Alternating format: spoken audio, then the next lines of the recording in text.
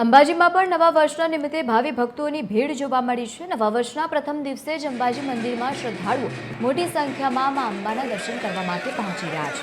મા અંબેના દર્શન કરીને ધન્યતા અનુભવ કરતા શ્રદ્ધાળુઓ માતાજીના દર્શન કરી અને પ્રાર્થના પણ કરી રહ્યા છે।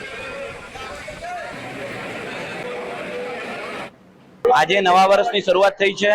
માં જગતજનની જગદંબાના દર્શન કરી, પાવડી પૂજા કરી, માના દર્શન કરી અને આજે અમે ધન્યતા અનુભવીએ છીએ। સાથે આજે નવા વર્ષમાં અમે માના દર્શન કરી અને અમારા નોકરી ધંધાની શરૂઆત કરી રહ્યા છીએ। માં જગદંબા અમને બધાને એમ પૂરી રાખે અને ખૂબ જ આનંદની અનુભૂતિ આજે અમને પ્રાપ્ત થાય છે। માના દર્શન કરી અમે ધન્યતા અનુભવી અને અમારા નોકરી ધંધાની આજે અમે શરૂઆત કરી રહ્યા છીએ। માઈ ભક્તો માટે ખૂબ સરસ સગવડ આયોજન કરવામાં આવ્યું છે। ભક્તો વધારે પ્રમાણમાં દર્શન અને સહેલાઈથી દર્શન કરે તે માટે સવારે આરતી બી સમય બી વહેલા સમયનો વધારો કરવામાં આવે છે। બપોરે માતાજીનો રાજભોગની જગ્યાએ 56 ભોગ અન્નકૂટના દર્શન કરાવવામાં આવશે। ત્યારબાદ માતાજીને સાયંકાલની આરતી સાંજે 6:30 વાગે થશે અને રાત્રે 9 વાગ્યાથી યોગ્ય લાગશે તો અંબાજી દેવસ્થાન વહીવટવાળા મંદિર મોડા સુધી બી ખુલ્લું રાખે છે।